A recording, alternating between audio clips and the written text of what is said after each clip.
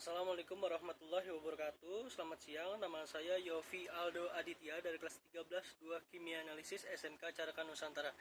Saya di sini akan menjelaskan mengenai materi virus. Apakah virus itu? Virus adalah mikroorganisme patogen yang menginfeksi sel makhluk hidup. Virus hanya dapat bereplikasi di dalam sel makhluk hidup karena virus tidak memiliki perlengkapan seluler untuk berproduksi sendiri. Semua bentuk kehidupan dapat diinfeksi oleh virus, mulai dari hewan, tumbuhan, bakteri, dan arkea.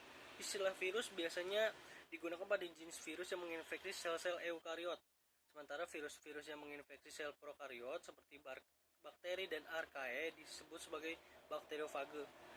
Virus terdiri dari 2 atau 3 bagian, yaitu materi genetik, kapsid atau mantel protein, dan selubung. Semua virus memiliki materi genetik berupa DNA dan RNA atau DNA atau RNA, yaitu molekul panjang dengan banyak gen atau pemberi instruksi pada sel. Kemudian bagaimanakah virus berkembang biak? Virus berkembang biak dapat melalui dua tipe, yaitu ada daur litik dan daur lisogenik. Daur litik terjadi ketika bakteri yang digunakan virus sebagai media inkubasi pada masa pembebasan virus-virus baru.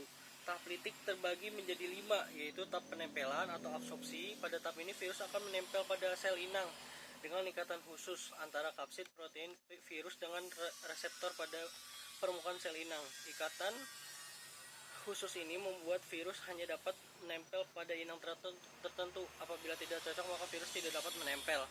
Kemudian tahap injeksi. Pada tahapan ini virus mulai memasukkan DNA atau RNA yang terkandung di dalamnya. Sedangkan selubung protein dari asam nukleat yang disebut kapsid tetap berada di luar sel. Tahap ketiga yaitu tahap sintesis atau tahap pembentukan. Setelah berhasil menginjeksi asam nukleat, bakteriofage tersebut menghasilkan enzim untuk menghentikan sintesis molekul bakteri.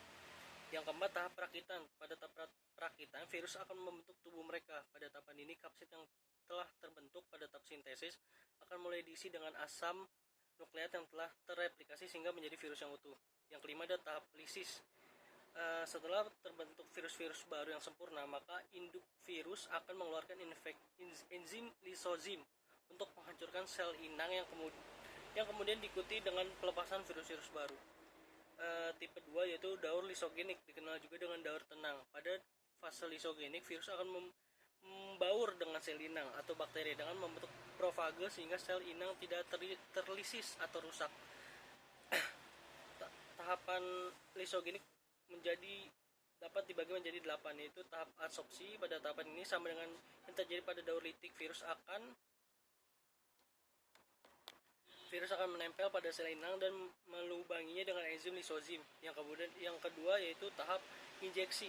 Tahap injeksi juga sama seperti pada daur litik, di mana virus mulai memasukkan asam nukleat ke dalam sel inang dan melepaskan kapsid yang setelah digunakan. Yang ketiga, tahap penggabungan. Pada tahap penggabungan, virus akan memutus ikatan-ikatan asam nukleat yang kemudian dimiliki oleh sel inang dan masuk ke dalamnya untuk menghubungkan rantai itu lagi. Kemudian yang keempat, tahap pembelahan. Pada tahapan ini, asam nukleat virus yang telah tergabung dengan DNA sel inang menjadi profage. Tahap 5, tahap pemisahan. Pada saat kondisi lingkungan yang buruk, profage yang semula tenang dan tidak merusak akan menjadi aktif. Ini juga disebut sebagai tahap memasuki daur litik. Kemudian tahap 6 itu tahap sintesis, sama seperti daur litik. Pada daur lisogenik, DNA dan RNA dari sel inang kemudian digunakan untuk menggandakan asam nukleat virus sebanyak mungkin. Yang ketujuh yaitu tahap perakitan, sama seperti daur litik. Pada daur lisogenik, virus akan mulai merakit tubuh mereka sendiri. Yang ke-8 yaitu tahap lisis. Tahap lisis merupakan tahap akhir dari daur lisogenik sempurna, di mana virus mulai dibebaskan dari sel inangnya secara eksplosif dengan menggunakan enzim lisozim yang digunakan untuk menghancurkan sel inang. Sekian penjelasan saya mengenai materi virus. Terima kasih atas perhatiannya, semoga bermanfaat dan selamat siang.